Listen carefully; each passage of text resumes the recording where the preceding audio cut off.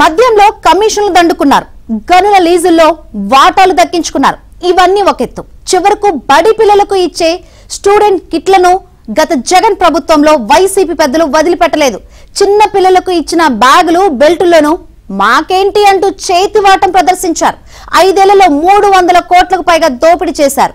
విద్యార్థుల కిట్ల కొనుగోలులో అత్యంత పారదర్శకత పాటించామని అప్పటి ప్రభుత్వం మభ్యపెట్టే ప్రయత్నం చేయగా, కూటమి ప్రభుత్వం అధికారంలోకి వచ్చాక చేపట్టిన తొలి కిట్ల కొనుగోలుతో అసలు విషయం బయటపడింది. గతంలో ఇచ్చిన వాటితో పోలిస్తే కిట్లలో కొంతమేర నాణ్యత పెంచినా అనూహ్యంగా ధర 9.44% తగ్గిపోయింది. ఫలితంగా 63.79 కోట్ల ప్రభుత్వానికి ఆదాయమయ్యాయి. 35.94 లక్షల కిట్ల కొనుగోలులోనే ఇంత వ్యత్యాసం వస్తే, గత ప్రభుత్వం 45 లక్షల వరకు కిట్లు కొనుగోలు చేయగా అప్పట్లో ఇంకెంత మేర అప్పనంగా చెల్లించారో అర్థమవుతోంది.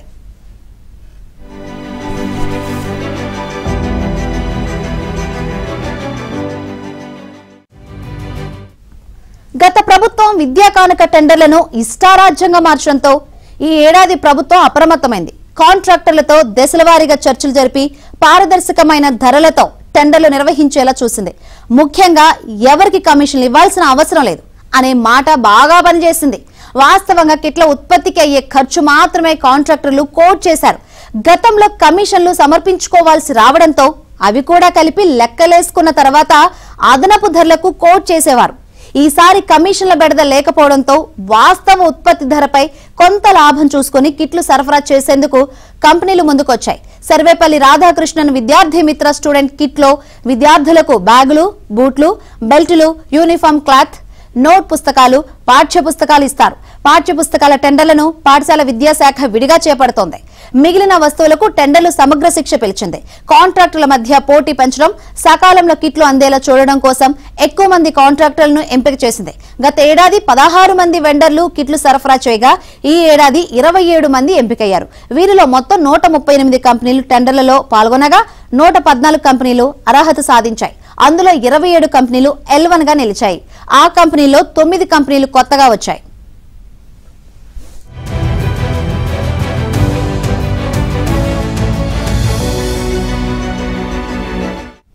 రెండు 2024-25 విద్యా సంవత్సరానికి ఎలాంటి టెండర్లు లేకుండానే అప్పటి వైసీపీ ప్రభుత్వం పాత కంపెనీలకు కాంట్రాక్ట్ కట్టబెట్టింది.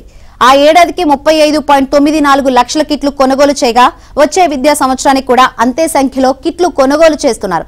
గత ప్రభుత్వంలో ఒక్కో బెల్టుకు 34.5 ధర చెల్లించగా ఇప్పుడు 24.93కే సరఫరా చేసేందుకు కంపెనీలు ముందుకొచ్చాయి.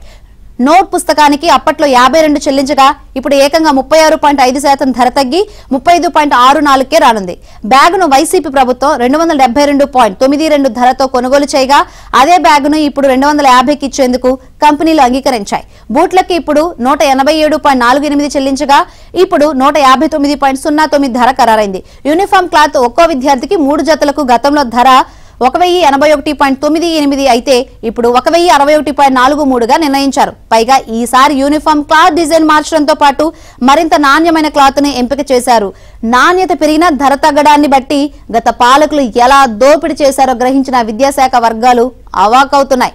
ఇవే కిట్లను గత ప్రభుత్వం 676.12 కోట్లతో కొనుగోలు చేయగా కూటమి ప్రభుత్వం 612.32 కోట్లు మాత్రమే వెచ్చించింది.